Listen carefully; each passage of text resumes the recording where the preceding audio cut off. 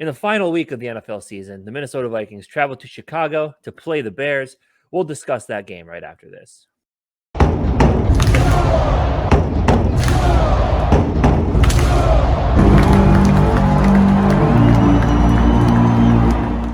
In a game that last week we thought would have a little bit of meaning, maybe for seeding, maybe for some records, after the walloping last week in Green Bay, turns out this game is basically meaningless. I mean, I know there's still the outside shot at the 2 seed, which obviously it's not looking good at this point, considering that the 49ers are like, what, 10-point favorites over the Cardinals right now? Or is it 14? So what would have to happen to that? So we'd the Cardinals we'd have to win. San Francisco would have to lose, and they're playing the Cardinals starting David Blau. So wait, I didn't even know there was even that was a chance, because they don't. So we would break the tiebreaker. Well, we'd have more wins because they'd be at 12 wins. We'd be at 13. Oh, yeah. Shit. But if we tie, then no. Which I think 49 is going to lose this. Yeah, I don't think so. I think they're going to be winning this game pretty comfortably. So anyway, this game doesn't have a ton of meaning. Obviously, with Justin Jefferson, what happened last week, he's it's a long shot to get that record. He's over 230 yards away from 2K. So at this point, I know we kind of been discussing it outside of this. It's been on the minds of the fans, especially field in Green Bay last week, and kind of what happened out there. Cold, whatever. You're going to get the same type of deal in Chicago, and Chicago's field is just awful. We saw it ever since week 1, and obviously losing Brian O'Neill to a calf injury because of the that one hurts. Chasing down of interception on the field at Green Bay. You really don't want to risk injuries at this point, and with a game Kevin O'Connell's kind of said. It doesn't sound like he's fully he said he's gonna reduce snaps, but he thinks a 2 seed is still a play, which I get.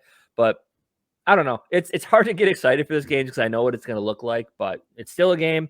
It's still Vikings football. It's one of 17 chances we get to watch them play. So, yeah. What are your thoughts on this one? Yeah, I mean, now that you say no matter what, at this point, I think 49ers should definitely beat Arizona. But you never know. So they probably will. So I don't know. We need to, like you said, probably not play our starters, at least for the majority of the game. But also it'd be nice to put them out there just because after last week. Yeah, just to get something you don't really flowing. Want to end on that, yeah. Right. Especially going into playoffs. Yeah. So, I mean, maybe start them like first drive, maybe first couple drives, especially if you can score on them. The Bears, we're going to go into this more, I think, but the Bears have to start Nathan Peterman, and because Justin Fields has a hip injury, I believe. So, I mean, there's a chance that and Bears are already not a very good team. So there's a chance our backups, they could come in and still win this game for us. So it'd be nice if we get an early lead. And the Bears do not want to win this football game. Because if they lose and Houston somehow finds a way to win, the Bears are sitting in number 1 overall pick territory. Yeah. So as much as they're not going to tell you, the Bears do not want to win this football game. So and we still would like to. Right. Yeah, right. For sure. It'd be nice to get to 13 wins, mainly so I can have my prediction right from the beginning of the season. That'd be kind of cool. Yeah, that'd be nice.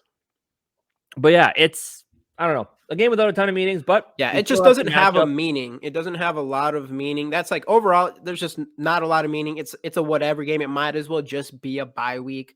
And then, I think we're predicted to play the Giants unless some crazy stuff happens. So it gives us another week to kind of prepare for that and look forward to that, especially with the starters. Like I wouldn't be surprised in practice this week if a lot of it is preparing for that playoff game. But even though we don't have a meaningful game, there is a very meaningful game, at least to me, and actually definitely for you, since this is one of your favorite teams in this game. But before we do that, and before we jump into our PowerPoint here and kind of go into that, another week, another Justin Jefferson rookie card. Again, like we've been saying, we give one of these away every single week on our live show this Sunday after the Bears game. All you have to do is to subscribe and show up to that live show. Easy as that. So you should do that. Yeah. Before we get into this, though, I know you mentioned the 2 teams we're going to talk about. These 2 teams also kick the asses of the two teams that we're talking about here with our Vikings and the Bears. Back to Those back. two teams, of course, being And we also got our ass whooped by them. We whooped one of their asses once, and then it's close. Right. But that's those two teams, of course, being the Detroit Lions and the Green Bay Packers. The final game of the 2022 regular season. Imagine that. This game could be meaningless for the Lions, and the NFL knew that when they made this schedule. Because obviously Seattle plays earlier on in the day. If Seattle wins, Detroit doesn't have a shot. If Seattle loses, though, I believe that becomes a win-and-in type game, which would be really interesting. And I think Seattle. Who's Seattle playing? They're playing a slappy. I think I can't remember who it is, but they're playing. I think they're pretty heavily. Oh, the Rams. They're playing the Rams. Yeah. Which the Rams have been doing better lately, for sure. So. But Dan Campbell did say that it's a divisional game. It's still football. We're still going to want to go out there and try to win. So it's the Packers, bro. You do not if there's one agreement in this division, it is we do not want to see the Packers make playoffs. Not a single team in here want to see the Packers make the playoffs. We want to see them not. The Lions for sure. Like the Lions, of course they want to finish this season above the Packers. So that's what's good. Even if they don't have a shot at playoffs, there's no way you see that team not wanting to beat the Packers in this week and stop their chances of playoffs. So. And the biggest thing with Green Bay the last few weeks here is they've been getting turnovers a lot. Lucky. And Detroit, so far this year, I don't think Jared Goff's been turning the ball over all that much. So, and that offense has a ton of weapons. Right. And Green Bay's offense isn't that good. It's mainly just their defense has been keeping them afloat up to this point. But yeah, so this game, obviously, like you said, it's divisional. Detroit would love a shot to tank the chances of the Packers. I kind of hope the Rams do win that game, though, because I would love to see this game with meaning. Yes, I think that'd be really cool to see. Yeah, so... Yeah, that's the first key matchup of the week. So pretty much I got Lions offense versus their defense. You could go either way, defense versus whatever. But yeah, this is kind of the big game for us just because mostly for the hatred of the Packers. And that's really just all it comes down to. I just would rather see any team in sports do well and not other than the Packers. I don't know. Hashtag one pride, right? All right, moving on to the next key matchup we got here. Kevin O'Connell versus starters. As we already talked about, it sounds like he's not fully going to bench the starters. It sounds like with the 2 seeds still at play, because we play at noon and San Francisco plays at 4:25 or 3:25. So if we get out there, win this game, there's still a shot. Again, as we talked about before, very remote shot, probably not going to happen. Right. I don't know, just playing in Chicago, like I said, in the field, I would love to see. I mean, I'd like to see us get a drive on the starters get a drive both ways. Maybe get Kirk a little bit of work with Chris Reed. We did bring in a couple more offensive linemen, but with a guy you're just bringing off the street to be a center on your team, you're probably not going to want to put him in right away. Well, I mean, if we've seen what happens when you put a guy who's actually been on your team for the entire season and off season, how that works. So I can't imagine what it's like for a guy to come in at center right off the streets.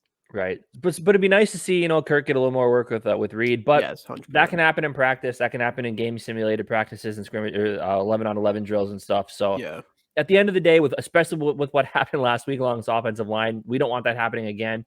So maybe get the starters out there just to see if they can get some sort of rhythm, but your backups should be able to beat a Nathan Peterman-led 3-10 Chicago Bears team that does not want to win this football game. Yeah, I'm hoping so. It'd be nice to just get another win, especially we'll dive into this next guy pretty quick here, but just to see, our backup quarterback, see what he can do. We haven't seen him since he's been on this team. Because we got him after a preseason, I believe, right? Or did we see anything from him in that 4th preseason game? I don't think he played, no. But he did play a little bit last week, and he threw a touchdown to Jalen Naylor. Yeah, exactly. Oh, beautiful touchdown. So yeah, there's a lot of backups. No. Kirk threw the touchdown to Naylor, I'm pretty sure. Oh, was it? No, I think it was. No, it was Kirk. Kirk threw the touchdown to Naylor, and Mullens threw the touchdown to Osborne. Which is another good point, though. A game like this, you could see some meaningful snaps from your younger guys. But that's what I'm get Naylor out there. Which I guess we could just go on to it. Yeah, that's what I was gonna say. So Mullens versus their defense. That's what we have here as a key matchup. But continue what you're saying because get Jalen Naylor out there. You probably don't need. Madison could dress, maybe get him a few runs, but I think Madison's gonna probably play a lot. Yeah, but I'd like to see what you got in Kenne and Ty Chandler. I think I that could be a definitely lot of would. fun. Yeah. See what maybe if Irv Smith practices this week. I don't know if I haven't heard anything on how that's been going. But if Right. you activate him, get him some action on defense. You Definitely. got Brian Asamoah out there. Get Duke Shelley more work. Right. Right. Obviously, you kind of lost your other young defensive backs, unfortunately, so they can't get a lot of run. But along What's the going on with defensive line, put some new guys in there. Get a Sezi, Minnesota kid out there. When he's played, he's right? showing flashes. You can get him out there a little bit.